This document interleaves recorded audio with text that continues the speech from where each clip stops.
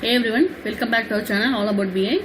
I have introduced a new playlist for Azure Data Factory. It's nothing but it's going to be a forum for discussing the updates being given by Microsoft for Azure Data Factory related concepts. Okay, they keep on updating certain activities or they keep on providing some updates to the existing techniques, right? They introduce some expressions or they introduce some new concepts. So I just wanted to have a forum for discussing those updates so that you can make use of it in your real-time development. Okay, to start with, right, what I wanted to discuss is regarding a sync which allows us to cache our data set. Okay, normally in the mapping data flow we will be writing records from source to sync. The sync can either be database or it can be a file normally, okay, or it can be blob storage path as well in Azure Data Factory. But the recent update what they have provided is they let us save our data set in a cache that can be referenced in the rest of the data flow. Okay, within the data flow you can reference this cached data set any number of times. Okay, so where do we make use of this in Azure Data Factory? That's what I'm going to tell you. We have a set of records in Excel file and we are going to move this to a Azure SQL table. Okay, but this file is not bringing a serial number column, wherein our table, right, in Azure SQL table we have a column called serial number. See here, I have product sales table, in that I have a serial number column, but the product sales file is not bringing me any serial number column. So I have to generate the serial number column in sequential order to save my records in the SQL table, correct?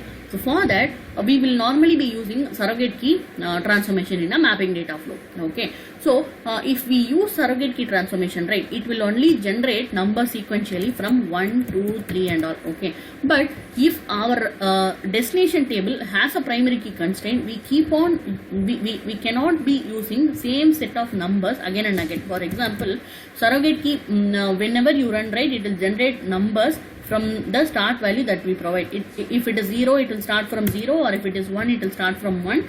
It will keep on incrementing. Okay, first time when you run, it will be 0, 1, 2, 3. Second time when you run the mapping data flow, the surrogate key will be again giving you 0, 1, 2, 3.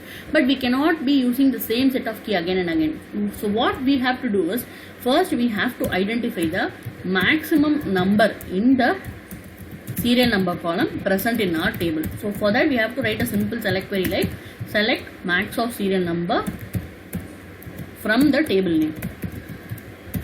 Okay, and then what we can make use of is we can make use of the surrogate keys plus the maximum S number.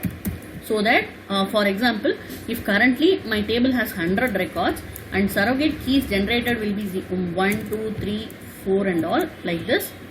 Okay, so what we can do is we can keep on incrementing with 100. First time I will increment 1 and then second time it will be 2, third time it will be 3 and so on. So my surrogate key will be added to the maximum serial number and it will be yielding me something like 101, 102, 103 and all. Okay, so ultimately we are incrementing the serial number present in the table. Okay, this is what we are going to implement. So what we are going to do in today's session is we are going to save this maximum serial number in a cache. Okay, sync as a cache so that we can reference the maximum S number any number of times in our mapping data flow. That's what I'm going to show you today. Okay, it might look a little bit weird when I tell in theory. If I show you the data factory pipeline, right, you will understand. Okay, so for now the maximum S number of my table is 100. Okay, I'll just show you once.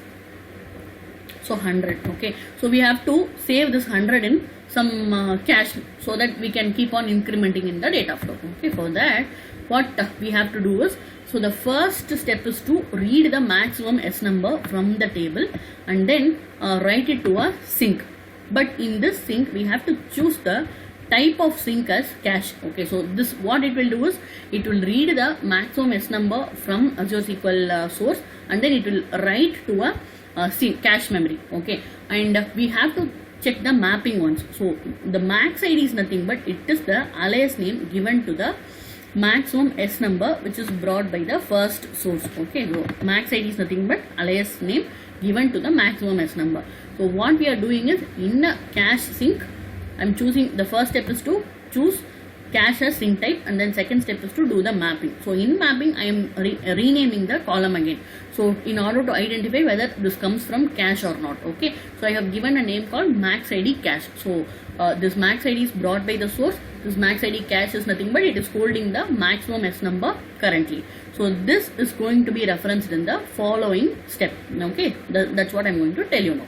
Alright, so the first step is nothing but reading the s number, maximum s number, saving it in the cache in a column called max id cache. Okay, so the second step is to read the records from files and then generating the surrogate key and then adding on the surrogate key and the maximum s number. So the surrogate key we have already discussed in one of the other earlier videos, so please watch that for more information. So today we have to concentrate only in the derived column transformation, wherein we are going to use the cache that we have declared here, okay, with the surrogate key. This is having max s number and this is generating surrogate key, so we have to add these two tasks, right? So that's what being done here. When you add a derived column, we have to give a column name. I'll say derived key. Okay, in this what we are going to do is simple thing. We are adding the cached value and the surrogate key. Surrogate key is nothing but the key is generated by the surrogate key transformation. Okay, and we are adding it with the sync output. Okay, when you see in the expression elements, right, you will have access to cached lookup. This is what they have introduced recently. When you click on it, you will have all the cache sync available. Okay, in our case it's just only one sync, so I'm seeing sync 1 here. So when you see sync 1, automatically sync 1 hash will be coming, and then on top of it what we can do is add the outputs of 1, and then it will let you access the max id cache. It's nothing but the column name we have given in the sync cache. Okay, I'll show you that. Okay, so just the format you understand one, so that it will be very easy. We are adding surrogate key with the cached maximum s number. So it's all about that, but just that follow the syntax. Click on cached lookup and click on sync. It will be giving you sync 1 hash, and then on top of it what we have to do is we'll have to access the output of the sync and of 1. It's nothing but the first element present in the cached lookup. Okay, just understand the syntax.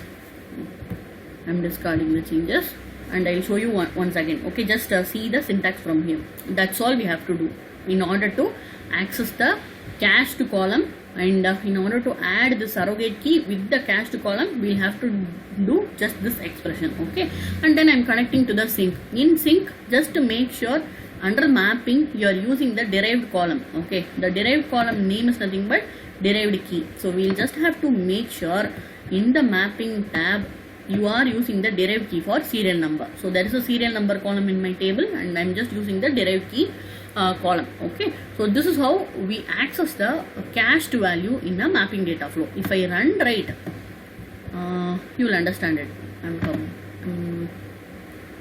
I need not publish because I haven't done any changes, so I'm just running the pipeline. So it's going to write same set of 100 records but with the numbers 101, 102, 103. Okay, after I execute the pipeline, the maximum s number should become 200. That's what we are expecting. Okay, let it run.